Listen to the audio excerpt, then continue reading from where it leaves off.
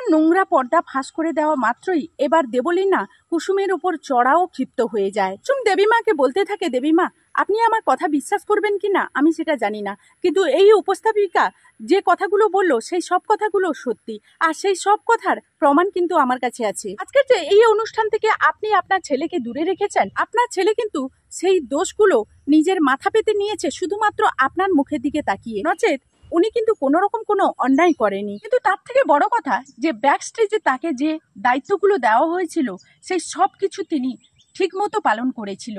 তার মাঝে এই দেবলীনা ম্যাডাম ঈশানবাবু আর আমাকে ফাঁসানোর জন্য তিনি সব কিছু দায়ভারগুলো আমাদের উপর চাপিয়ে দিয়েছে।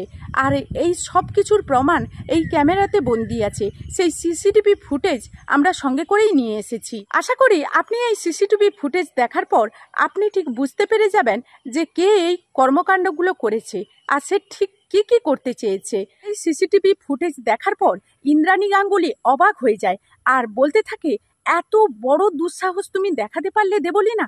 এই এত বড় কর্মকাণ্ড করার আগে তোমার বিবেকেও একটাবার বাঁধলো না? তুমি একটাবারের জন্য ভাবলে না যে গাঙ্গুলি কোম্পানির কতটা ফেস লস হতো আজকের যদি এই কাণ্ডটা একটা নোংরাভাবে ঘটতো? আজকে ঠিক সময় মতো কুসুম আমাদের মান সম্মান রক্ষা করেছে বলে, না হলে ও যদি না ঠিক সময় মতো আমাদের মান সম্মান রক্ষা করতো তাহলে আমাদের কি নাজেহাল অবস্থা হতো তুমি বুঝতে পারছো? কিন্তু তুমি একদমই ঠিক করোনি দেবলীনা।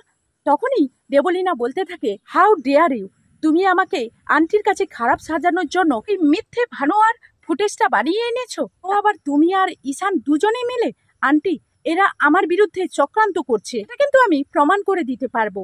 তুমি শুধু একটা সুযোগ দাও, এই কাজের মেয়ের পেট থেকে কিভাবে কথাটা বের করতে হয়। সেই মুহূর্তে ঈশান বলতে থাকে, তুমি না হলে কুসুমের উপরে জোর খাটাবে, কিন্তু এখানে উপস্থাপিকার উপরে কিভাবে জোর খাটাবে বলো তো? উনি দেবলীনা মনে মনে বলতে থাকে, উপস্থাপিকা কেন এখানে সত্যি কথাটা বলতে এলো?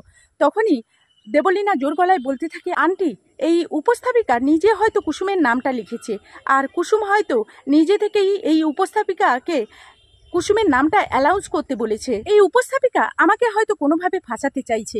তখনই উপস্থাপিকা বলতে থাকে, না ম্যাডাম না, আমি কোনোভাবে এখানে কোনো রকম ভুল করছি না।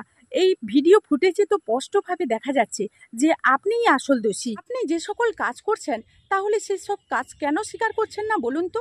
আপনি যে কাজগুলো করেছেন তার দায়ভার কিন্তু আপনাকেই নিতে হবে। তখনই কুসুম বলতে থাকে, দেবলীনা ম্যাডাম আপনার কোনো মিথ্যাই আজকের আপনাকে বাঁচাতে পারবে না। ঠিক সেই মুহূর্তে দেবলীনা কুসুমের গায়ে হাত তুলতে যায়, আর তখনই সেই হাত জাপটে ধরে ফেলে ইন্দ্রাণী গাঙ্গুলি আর বলতে থাকে, খবরদার দেবলীনা, তুমি কিছুতেই কুসুমের গায়ে আজকের হাত তুলবে না। আজকের ভুলটা কিন্তু তুমি করেছো, আর সেই ভুলের ক্ষমা তোমাকে কুসুমের কাছে চাইতে হবে। ওর কাছে ক্ষমা চাওয়ার বদলে তুমি ওর গায়ে হাত তুলছো। ইন্দ্রাণী গাঙ্গুলির সামনে এত বড় অন্যায় হওয়া কোনো মতেই কিন্তু ইন্দ্রাণী গাঙ্গুলি বরখাস্ত করবে না। আর যদি এই বাড়িতে এই বাড়ির বউ হয়ে আসার অনেক ইচ্ছে থাকে তাহলে কিন্তু তোমাকে যে করে হোক না কেন, যে কোনো মূল্যে আজকের এই বাড়ির কাজের লোক হলেও কুসুমের কাছে তোমাকে ক্ষমা চাইতে হবে আমার এই নোংরা আচরণের জন্য। তো বন্ধুরা, এই ছিল কুসুম ধারাবাহিকের নতুন আপডেট। আবারও নেক্সট আপডেট নিয়ে তোমাদের সামনে খুব তাড়াতাড়ি হাজির হয়ে যাব। ততক্ষণ সবাই সবার পরিবারকে নিয়ে ভালো থাকবে, সুস্থ থাকবে। এখনকার মতো টাটা।